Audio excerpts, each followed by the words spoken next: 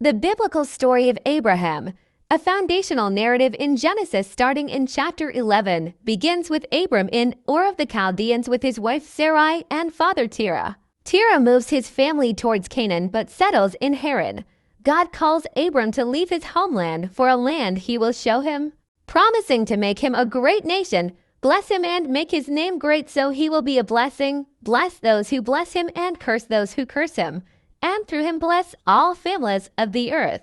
At 75, Abram obeys, going to Canaan with Sarai and his nephew Lot. God appears again, promising the land to Abram's offspring. A famine forces them to Egypt. Upon returning, increased possessions cause conflict between their herdsmen, leading Abram and Lot to separate.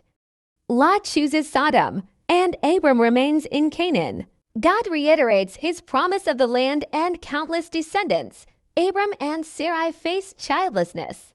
Sarai suggests Abram have a child with her servant Hagar, resulting in Ishmael's birth, but God's promise of a son through Sarai remains. At 99, God reappears, changing Abram's name to Abraham, father of a multitude, and Sarai's to Sarah, princess, establishing a covenant promising Sarah will bear Isaac, through whom the covenant will continue, with circumcision as its sign. Sarah gives birth to Isaac when Abraham is 100, a miraculous event.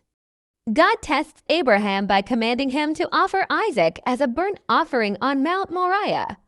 Abraham obeys, but an angel intervenes, providing a ram as a substitute, demonstrating Abraham's faith and foreshadowing Jesus' sacrifice. The story continues with Sarah's death, Abraham finding Isaac a wife Rebekah from his homeland through his servant, Abraham's long life, and his death at 175, buried with Sarah in the cave of Machpelah. Abraham is revered in Judaism, Christianity, and Islam for his faith and obedience, highlighting God's promises, faith's importance, obedience's challenges, and the foreshadowing of salvation through Jesus Christ.